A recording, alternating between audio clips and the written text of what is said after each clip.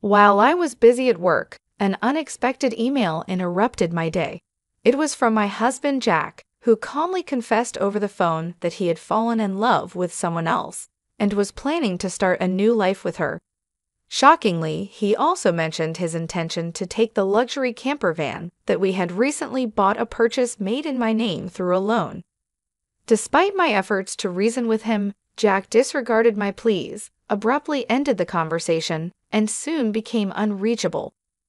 Eventually, he vanished with his new partner, leaving me and our 12-year-old son, Gary, burdened with a significant debt. My name is Lauren, a 40-year-old mother, navigating through life with Gary, a remarkably bright child who loves to read and discuss complex topics.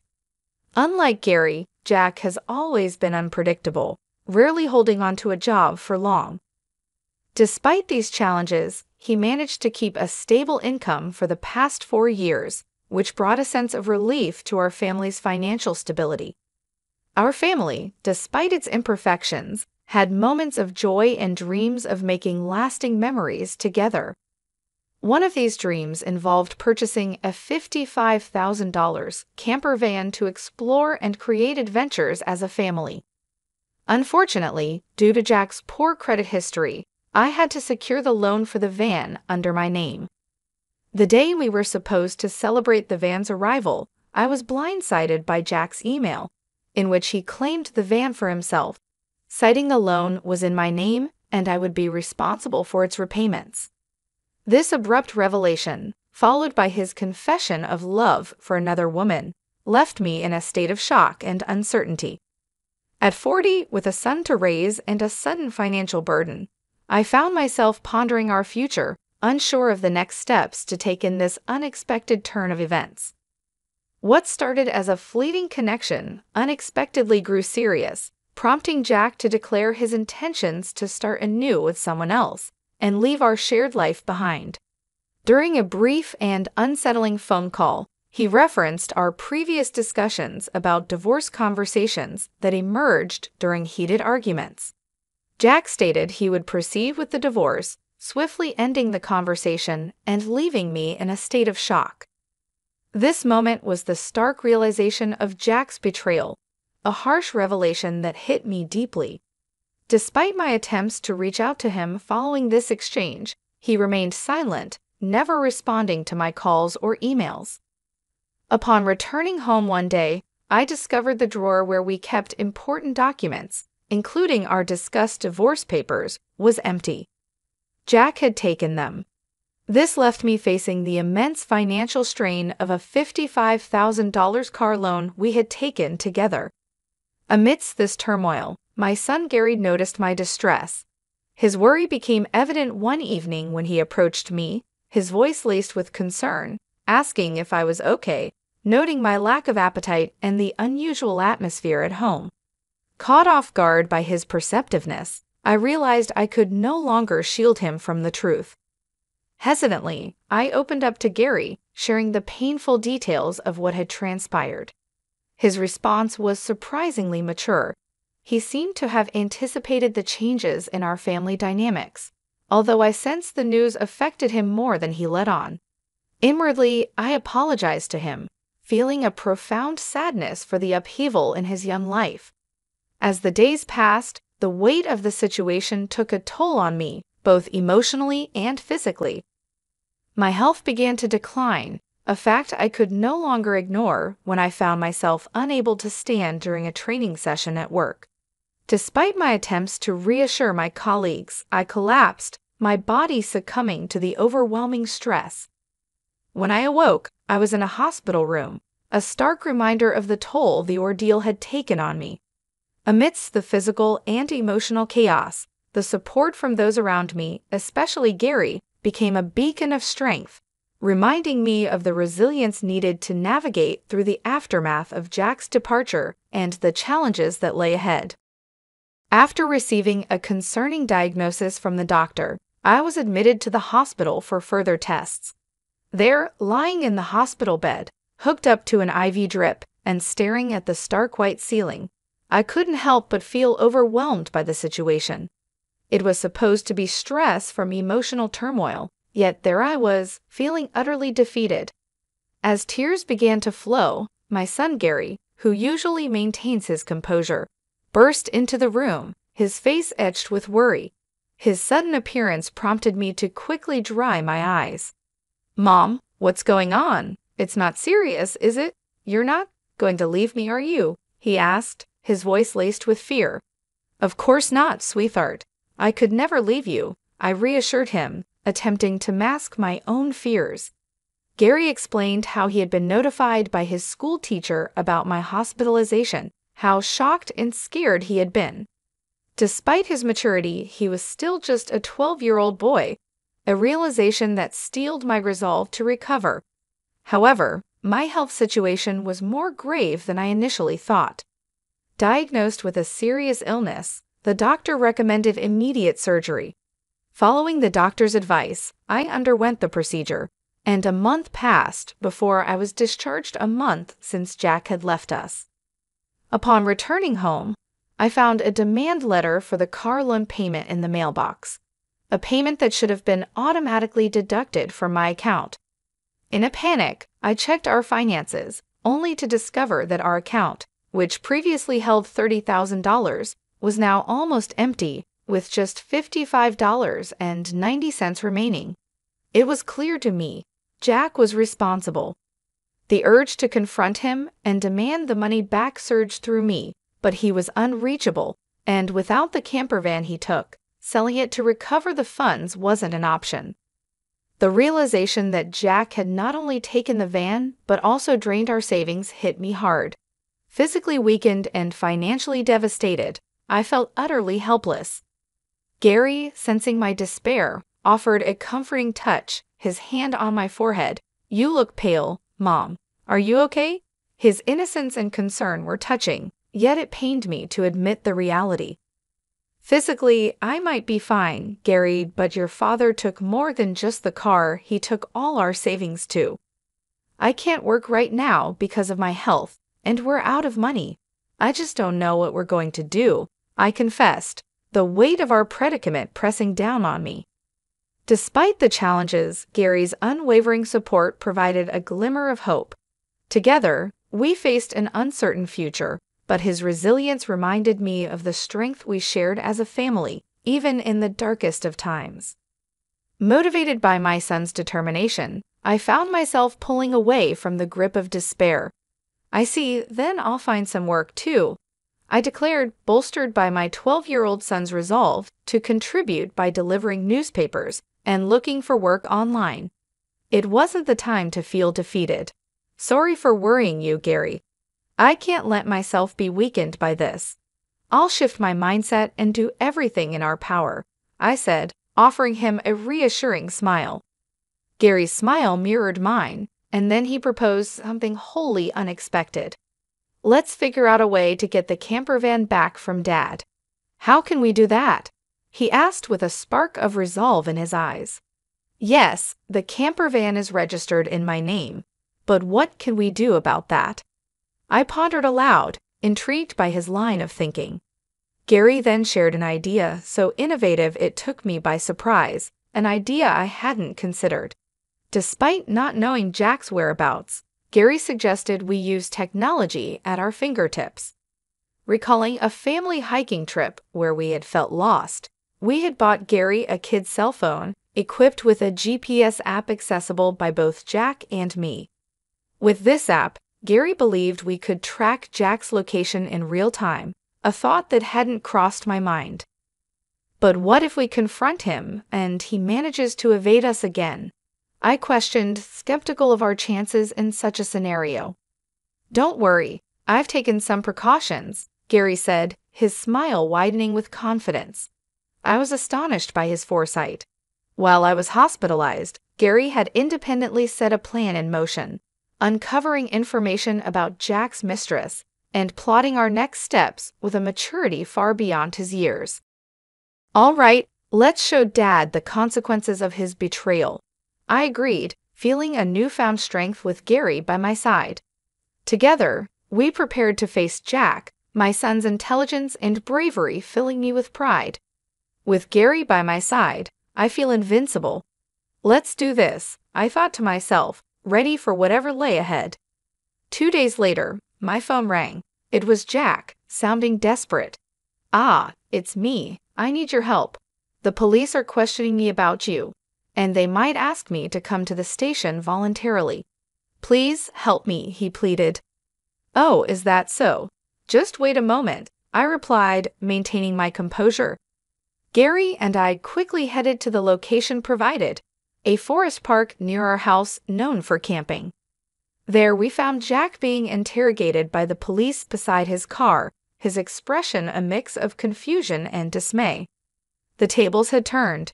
With careful planning and the element of surprise on our side, we were ready to face Jack and reclaim what was rightfully ours, standing united and stronger than ever. I took a deep breath and requested some privacy from the police, suggesting that Jack and I needed a moment to discuss matters privately. With an air of discomfort, heightened by the watchful eyes of bystanders, Jack hastily ushered Gary and me into the car. Inside, we were greeted by the sight of Jack's mistress sitting with an air of defiance, but her presence was the least of our concerns at that moment. "Sorry for the inconvenience, and thank you for coming. But why did the police show up?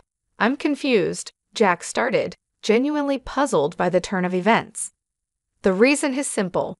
I reported the camper van as missing because, in essence, it was stolen," I explained calmly, despite the absurdity of Jack's logic that presumed marital disputes excluded criminal activities. "But we're married. How can it be stolen?" Jack argued, not grasping the gravity of his actions. I reminded him, "You filed for divorce, remember? That means, legally, we're no longer a couple but strangers. Taking a vehicle without the owner's consent is theft." It was Gary, with his sharp understanding, who pieced everything together, prompting a weak justification from Jack that he had only borrowed the van temporarily. "Well, I need my car back now. Handing over the keys would be very helpful," I said, extending my hand towards Jack, who, albeit reluctantly, complied. It was then that Gary, in his straightforward manner, questioned his father's decision to abandon his family for another woman. Caught off guard, Jack fumbled for words, only to be interrupted by his mistress's boastful claim of being the more attractive choice, which she believed justified Jack's departure. Gary's stern rebuke silenced her, turning the focus back on Jack for an explanation.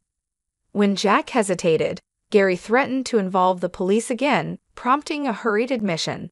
Jack revealed that Martha, the other woman, had joined his company 5 months prior, and their affair began shortly after. The revelation of Martha's pregnancy led Jack to the decision to leave us and start anew with her. "Why did you take the camper van?" I asked, aiming to understand the rationale behind his decision amidst the chaos of his actions and decisions. "After leaving my job, I contemplated selling the camper van for some extra cash. However, it seemed you had other plans, Jack, using it for your escapades. I figured it was too hasty to sell it immediately, so we took it for a trip instead." "But how did you keep track of all this?" Jack asked, puzzled. I reminded him of the little safeguard we put in place after Gary's fox misadventure during a family hike. "Remember, we bought Gary a child's phone and installed a GPS tracking app. You seem to have forgotten we installed the same app on your phone.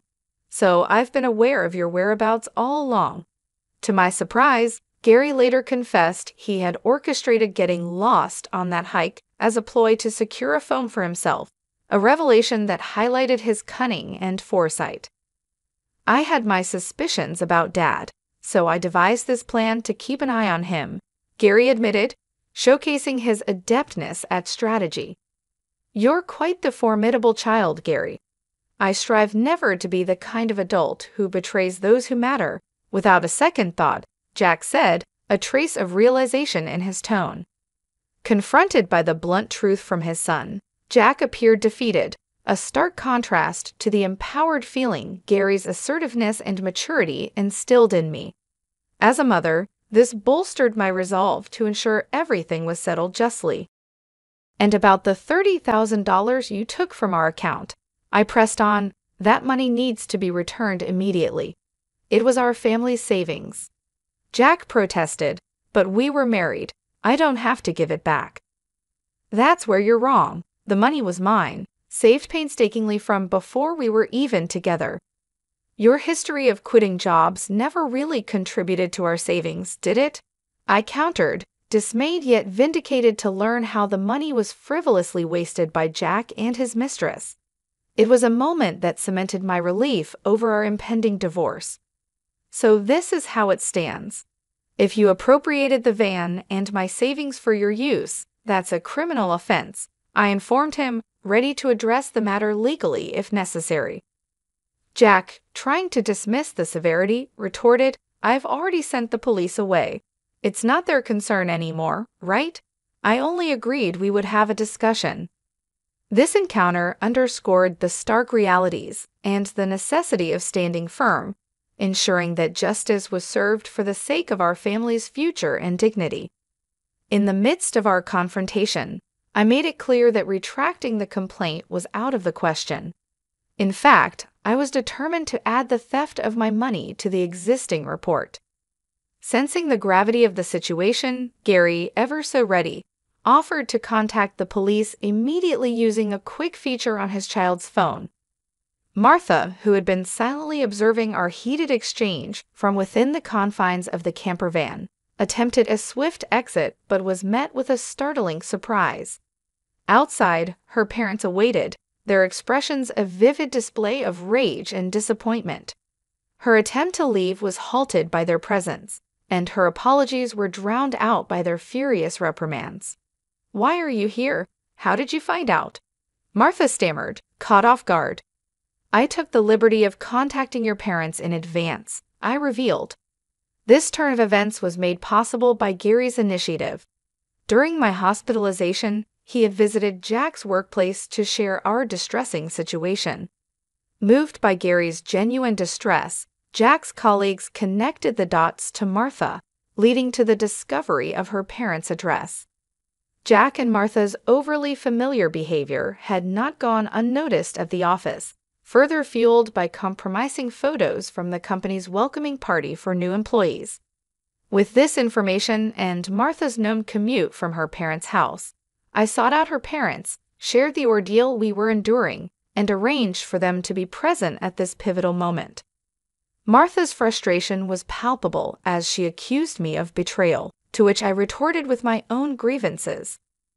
The conversation took an unexpected turn when I commented on Martha's noticeably pregnant state, questioning the due date of the baby she was expecting in 5 months. This revelation brought the timeline into sharp focus, revealing a glaring discrepancy with the duration of her relationship with Jack. Caught off guard, Jack could only stare in disbelief as the realization dawned upon him. The child Martha was carrying could not possibly be his, given the timeline of their affair. This revelation exposed not just the infidelity, but also the deception Martha had orchestrated. Caught in her web of lies, Martha's facade crumbled as she nearly confessed to her deceit. Jack, now faced with the truth, was forced to confront the consequences of his actions, and the reality that the life he thought he was building on a foundation of lies was crumbling before his eyes. Caught in the midst of deception, Jack's frustration boiled over as he accused Martha of ruining his life with her lies. "You're so gullible, not seeing through the lies at all. A real fool," he exclaimed, as their argument spiraled into an ugly exchange. Amidst their quarrel, we reached out to the police to update them on the unfolding drama. As night fell, the forest park was illuminated by the eerie glow of police car lights, setting a dramatic scene for the conclusion of this ordeal. In a moment of desperation, Jack pleaded for forgiveness, acknowledging his wrongdoings and vowing never to stray again. However, Gary, wise beyond his years, dismissed his father's sudden change of heart with a dose of reality. People don't change overnight, especially not someone as unreliable as you. Echoing Gary's sentiment, I made it clear to Jack that I could not trust his hollow promises. It's time for you to face the consequences of your actions at the police station. As for the money, worry about repaying it after you've served your time, I told him, firm in my resolve. Jack worried about his ability to repay the stolen funds if incarcerated, but I assured him that arrangements would be made. Once you're out, you'll work off your debt, including the $30,000 you took and child support for Gary. We'll calculate the total amount owed, I explained, already having a plan in place for his employment and repayment. Turning to Martha, I reminded her of her role in this debacle.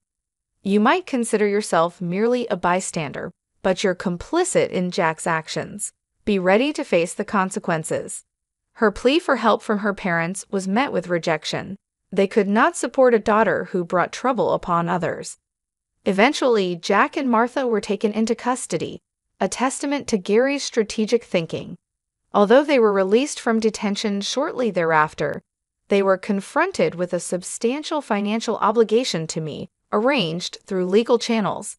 I successfully claimed $30,000 in damages and secured a child support agreement from Jack amounting to $800 monthly for Gary. Furthermore, I facilitated Jack's employment at a subcontracting factory associated with my workplace, ensuring his debts to us would be deducted directly from his earnings. With the camper van sold and the loan settled, my health saw a significant improvement, rejuvenating my energy and dedication to my work. Gary, too, took on more responsibilities around the house, embodying resilience and perseverance. Together, we look forward to moving ahead, stronger and more united than ever, ensuring Gary has every opportunity to follow his dreams without hindrance.